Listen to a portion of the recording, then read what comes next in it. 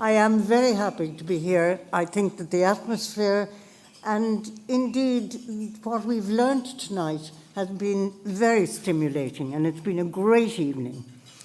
And when I look around the evening, and I can see it very well from here, I can actually feel, or I think I can feel, the energy, the vitality, the ambition, and the success of the women who are here tonight.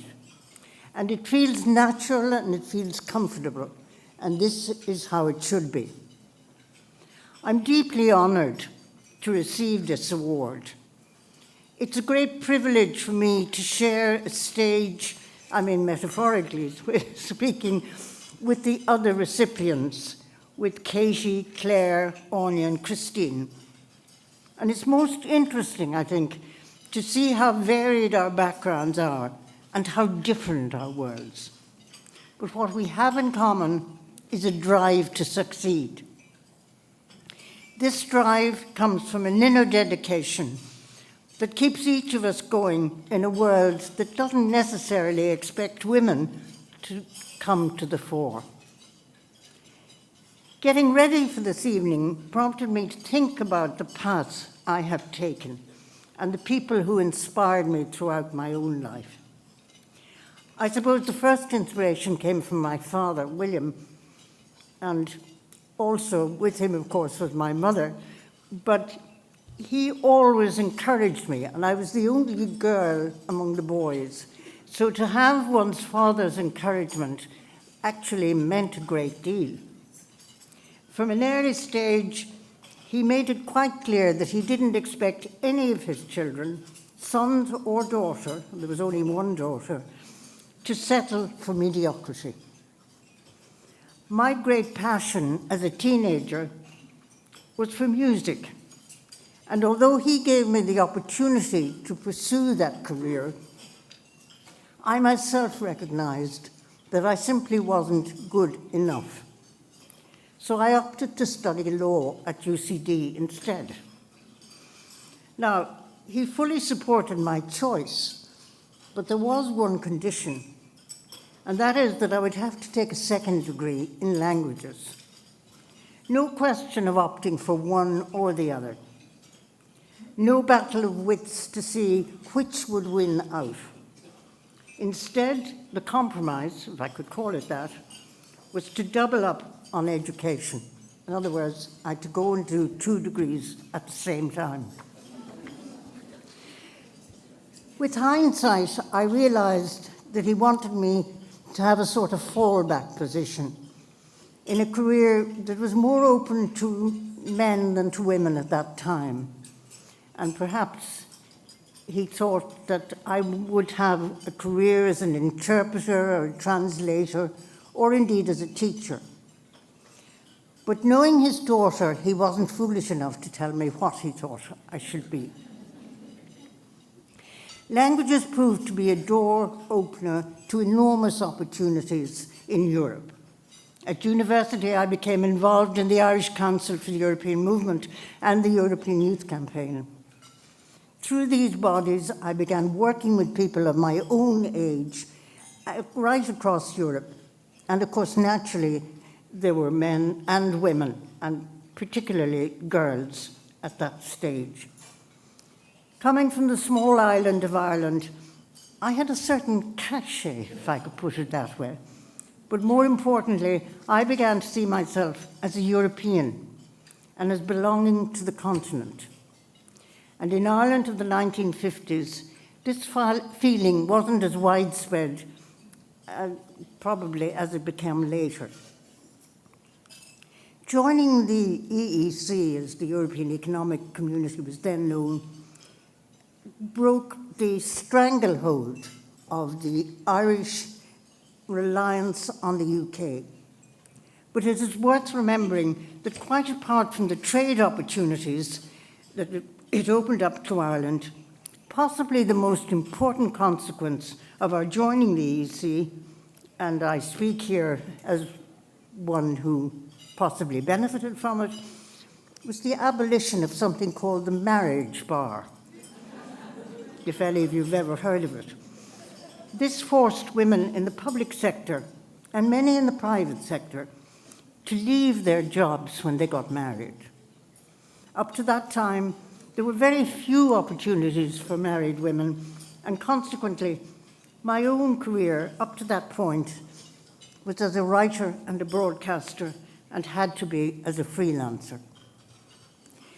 Joining the EEC may have created a culture shift in Ireland, but in the 1970s, it was a decade of high unemployment, high emigration, and high prices. Doesn't it sound familiar? Now, those who were working and bearing the brunt of the cost of running the country reached a point of frustration that led to massive demonstrations and a demand for reform, including other things, of the taxation system. People were seeking justice and fairness.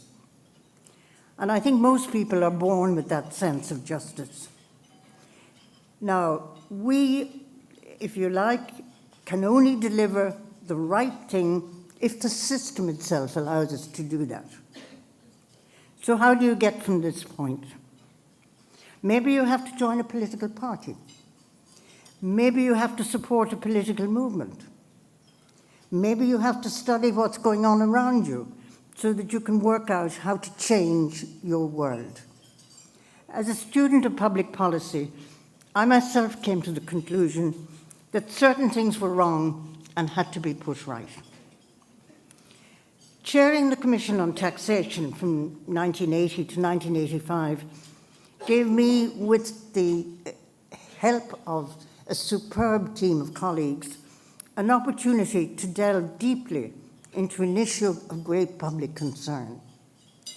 Our commission was comprised of representatives of every sector in society: unions, employers, farming, and business.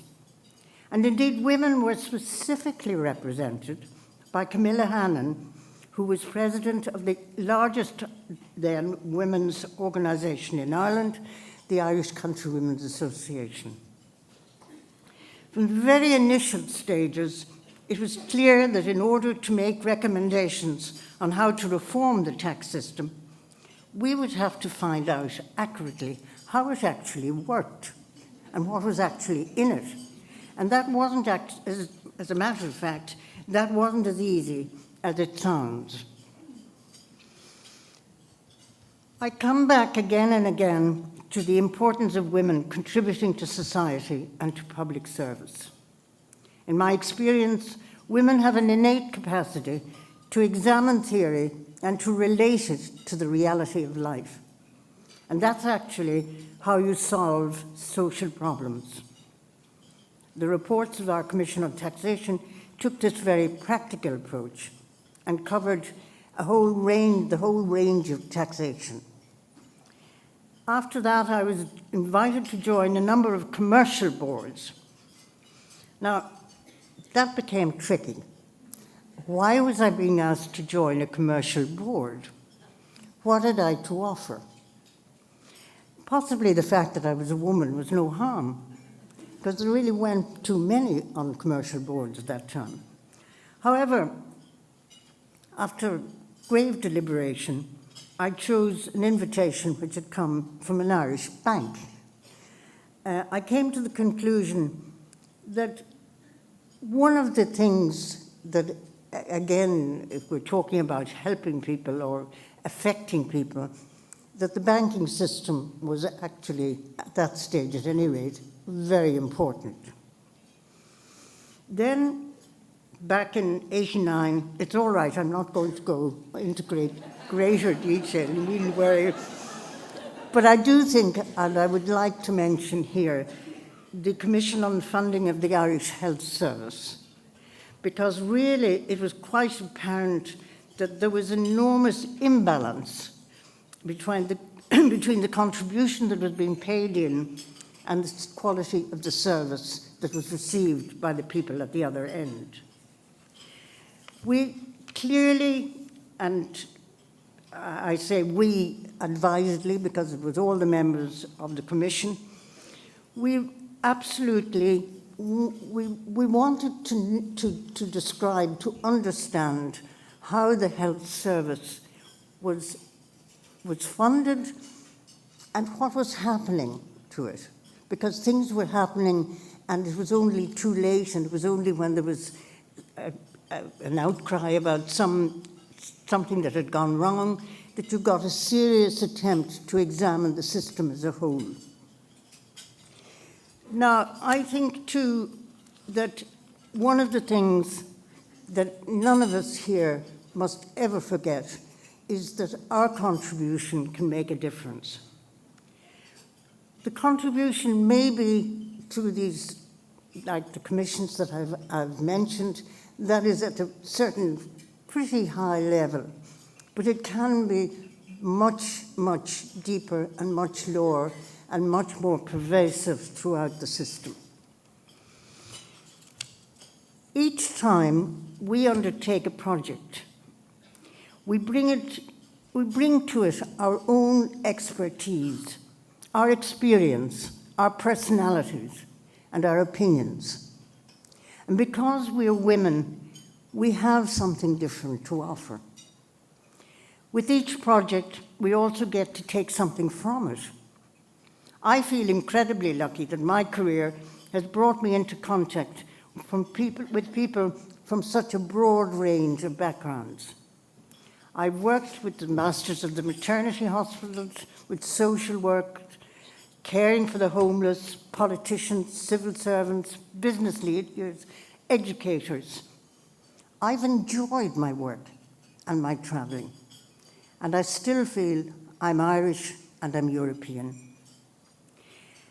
Finally, although I've never pursued that career in music, I've always maintained an active interest in it. I've been involved with Music Network, which some of you may know, since 1995. And this small but very vibrant organization has been pivotal in bringing live Irish and international performances across the length and breadth of Ireland. Next week, for example, and this isn't an ad, but I do mention it, on the 21st of June, Music Network is coordinating Love, Live, the National Music Day. And last year, over 45,000 people got involved in this project. This year, I hope that some of you here will find your way to attend performances that are near you. So I leave you with the following thought. Although I took my BA in Modern Languages at UCD a long time ago, and I was called to the bar a little later, and I got my PhD in Political and Economic Science in 1980, I've never stopped learning. I draw from the stories of those around me, and this evening is full of stories of wonderful people and of a marvelous atmosphere. I have been very honored by this invitation here tonight, and I wish you every possible success in the future. Thank you very much.